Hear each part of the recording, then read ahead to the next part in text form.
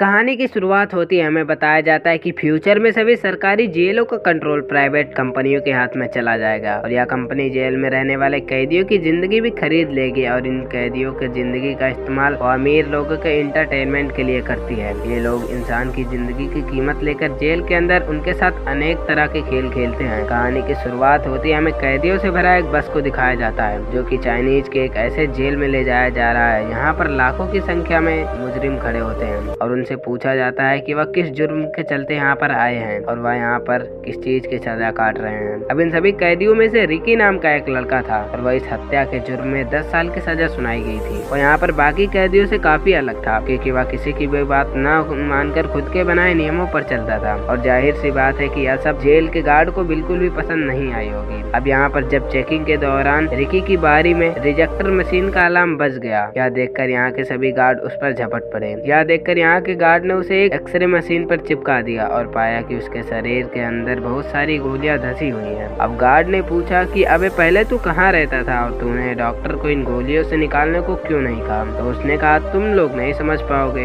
यह उस आदमी की तरफ से गिफ्ट है जिसका मैंने मर्डर किया था। उसका यह जवाब सुनकर यहाँ के गार्ड की तो हवा निकल गई और वह उससे आगे कुछ बोल ही नहीं पाए। चलो इस जेल के बारे में जानते हैं, जहाँ पर इस जेल को 4 हिस्सों में बांटा गया है और जेल के हर एक हिस्से का एक अलग अलग लीडर है जो कि यहाँ पर वार्ड के साथ मिलकर काम करते हैं। अब इसके बाद हमें बाथरूम में सेलुमैन नाम के एक आदमी और कार्टून कैदी को दिखाया गया है। वो यहाँ आते ही बूढ़े आदमी को परेशान करने लगता है। सेलुमैन और उसके 2 चेले दबाकर उस बूढ़े की पिटाई करते हैं बिना कोई बात के। इन 2 गधों ने इनकी नाक तोड़ दी। बूढ़े की आवाज सुनकर एक गार्ड भी वहाँ पर भागकर चला आया, लेकिन जब उसे पता लगा कि यह सेलुमैन के आदमी ने किया है तो वह चुपचाप काम दबाए वहाँ से भाग निकला। रिकी बाहर से उसकी सारी कमीनेपन सुन रहा था। उसने अंदर जाकर सेलुमोस के पैर में टांग अड़ाई, जिससे सेलुमोस कील से बनी एक लकड़ी की गिर पड़ा। इससे सेलुमोस के आधे चेहरे पर कील ठुक गई, लेकिन अभी भी वह जिंदा था। अब सेलुमोस के चीले ने रिकी को डराने की कोशिश करते हैं और कहने लगे अबे तू कौन है रे? लेकिन जब रिकी ने उसे घूमकर देखा तो वह लोग डर जाते हैं और समझ गए कि यह चाइनीज का टाइगर श्रॉफ है और अगर उन्होंने इससे पंगा लेने की कोशिश की तो यह इनकी हाल भी उनके बॉस के जैसा ही बना देगा। अब अपने सेल में ले गए जहाँ उन दोनों नमूनों ने अपने बॉस की खूब खातिरदारी की। खैर अब सेलुमोस की मरहम पट्टी हो गई तो उसने रिकी से अपना बदला लेने का प्लान बनाया, लेकिन सेलुमोस का यह बात जानता था कि वह अकेले ही रिकी का कुछ नहीं उखाड़ पाएगा। इसलिए उसने जेल के सबसे बड़े कातिल को उसे मारने के हायर कर लिया।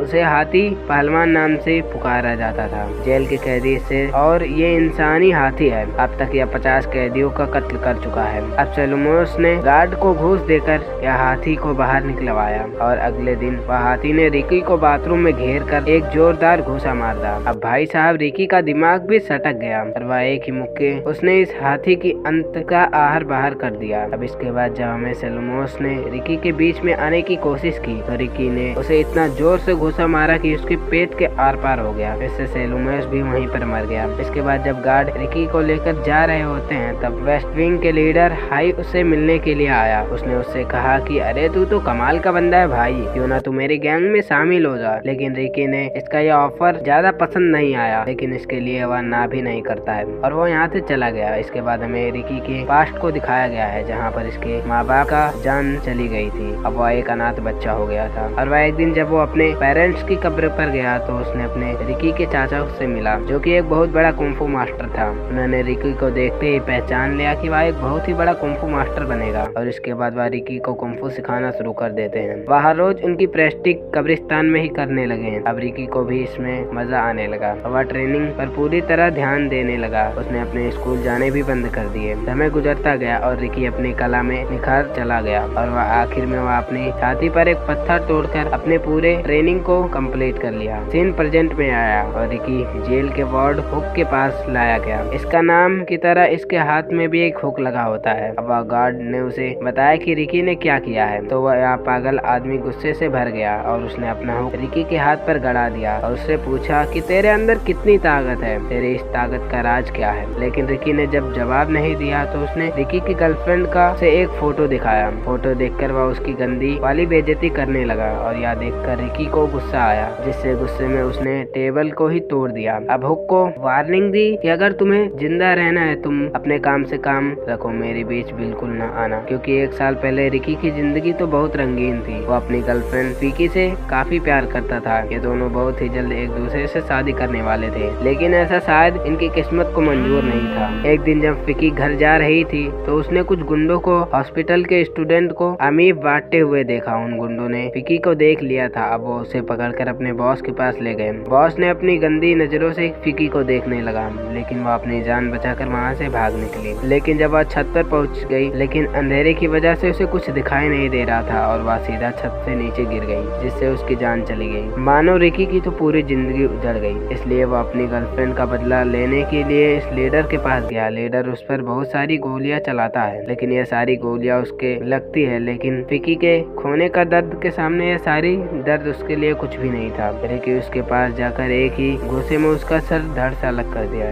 इस वजह से रिकी को जेल जाना पड़ा। खैर अगले दिन वेस्ट विंग जो कि साथियों से सेल्मोस को उस चमचे पर हमला करते देखते थे, क्योंकि यह सेल्मोस के कंधे पर बंदूक इस सभी से दुश्मनी ले रहा था। अब क्योंकि अब इसका बॉस तो रहा नहीं, तो इन सभी लोगों ने इससे बदला लेने का फैसला किया। लेकिन तभी यहाँ पर हाय आ जाता है और वह इन सभी को रोकता है। लेकिन जब उसके मना करने के बाद भी क्यांगसुक नाम का एक कैदी ना रुका, तो उसने दबदबा बनाने के रखने के लिए वह कैदी को मार देता है। अब पूरे जेल के सामने उसने एक आस पर लटका देता है और कहता है कि अगर किसी में दम है तो मेरे खिलाफ आकर क्यों को बचाए, तो वह मेरे सामने आए।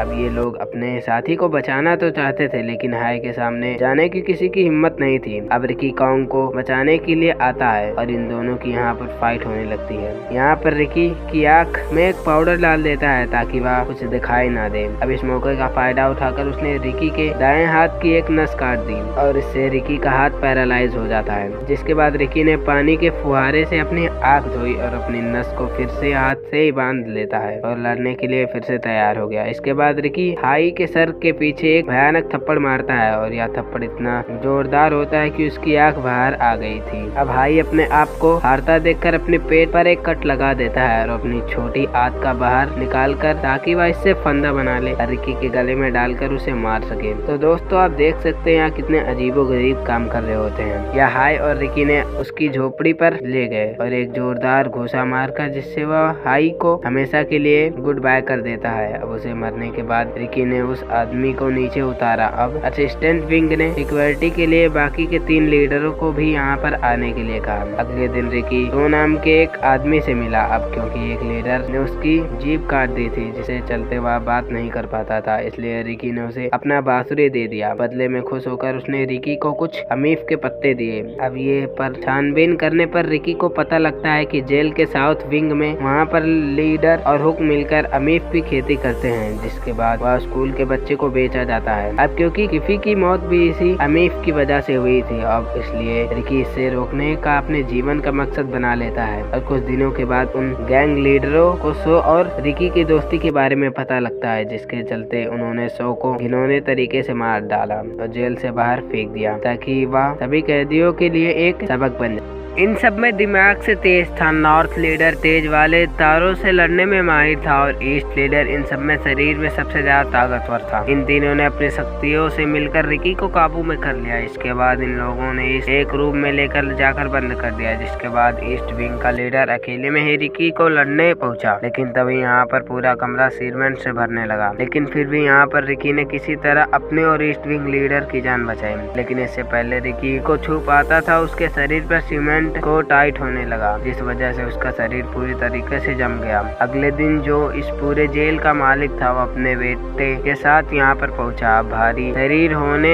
के चलते मोटे वहीं पर कारपेटर पर फिसल कर गिर गया। अब इन पागल बात के लिए उस कारपेटर बिछाने वाले आदमी को ही मार डाला। वार्ड इस जेल के कैदियों के साथ कीड़े मकोड़ों की तरह व्यवहार करता था। अब जब उसने यहाँ पर अमीफ की खेती पर आग लगने वाली बात सुनी, तो वह गुस्से से पागल हो गया और वह हुक से उस जेल के पास लेकर गया जहाँ पर उन्होंने रिकी को बंद करा था। उसका पूरा शरीर अभी भी सीमेंट से जमा पड़ा था, लेकिन वार्ड को देखते ही रिकी सीमेंट की परत को पल भर में ही तोड़ डाला और जल्द ही उसने वार्ड की गर्दन पकड़ते हुए उसे धमकी दी कि अमीफ की खेती करने की वजह से तुम्हें मारूंगा जरूर। ईस्ट विंग का लीडर यहाँ पर रिकी को रोकने के लिए पहुँच गया और वह इतना ज्यादा ताकतवर था कि उसने जेल की सलाखों को मोड़कर रिकी के हाथ में चारों तरफ से घुमा दिया। इसके बाद वो वार्ड और उसके बेटे के इंटरटेनमेंट पनिशमेंट के लिए रिकी को बुरी तरीके से पीटने लगा। लेकिन इस दौरान कंपनी हुक ने फिर से रिकी की गर्लफ्रेंड का फोटो का नाम लिया, जिससे कि एक बार फिर से रिकी के अंदर की आग जल उठी। रिकी ने किसी तरह अपने हाथ को आजाद कर लिया और अपनी पूरी ताकत से ईस्ट विंग लीडर की गर्दन पर घूसा मारा, जिससे उसकी वहीं पर जान चली गई। लेकिन इससे पहले वार्ड तक पहुंच पाता, लोहे से बने एक छत उसके नीचे आने लगी, जिससे रिकी अपने आप को उसके नीचे कुचल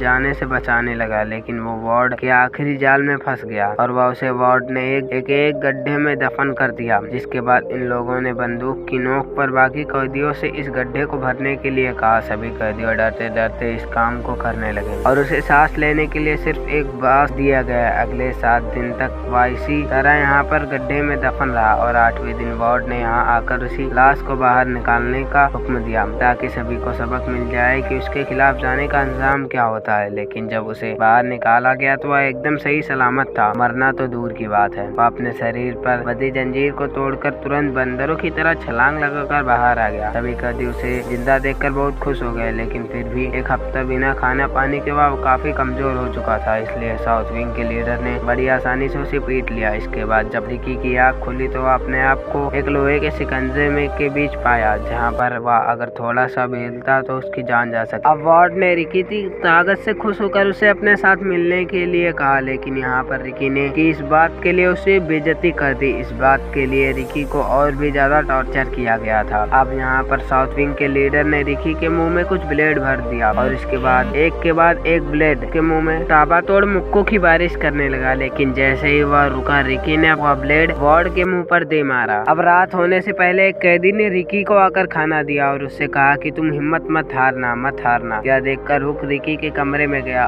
और जिसने उसे सपोर्ट किया था उसकी जान ली थी। इससे गुस्से में रिकी ने हुक की दूसरी बची आंख को भी फोड़ दिया। अब यह देखकर बाकी कैदियों ने भी हुक से अपना बदला लिया। उन्होंने भी अपना गुस्सा इस पर निकाल डाला। वहीं दूसरी तरफ वार्ड ने अपने बेटे को किचन में खिलाकर और भी गेंडा बनाता रहा। जल्द ही रिकी वहां पर पहुंच गया। नॉर्थ साउथ लीडर वहां पर पहले से ही मौजूद थे। अब इन तीनों के बीच एक बार फिर से खतरनाक फाइट शुरू हो गई, लेकिन रिकी इस बार इन दोनों पर भारी पड़ा और इस बार रिकी ने साउथ विंग के लीडर को इतनी बुरी तरीके से मारा कि नॉर्थ विंग लीडर देखकर ही वहां से भाग गया। अब यह देखकर अब रिकी वार्ड की कहानी तो खत्म यूं ही कर देता, लेकिन तभी ये वार्ड अचानक से एक विशाल कायम राक्षस में बदल गया। तो दोस्तों आप देख रहे हैं यहाँ पर क्या नौटंकी चल रही है। अब इन दोनों यहाँ पर जोरदार फाइट शुरू हो गई, लेकिन आखिर में रिकी ने 1 मीटर ग्राउंड मशीन में अंदर उसे घुसा दिया और रिकी की खोपड़ी को लेकर इस जेल के बाहर आया और आखिरकार उसने एक घूसे में इस जेल की दीवार तोड़ डाली और यहाँ पर सभी कैदियों को आजाद करके और अपने भी आजाद हो गया। तो दोस्तों आप यहीं पर फिल्म खत्म होती है। तो मूवी कैसी लगी, अच्छी लगी तो वीडियो को लाइक करके चैनल को सब्सक्राइब जरूर करें। मिलते हैं फिर से ऐसे ही नए वीडियो में।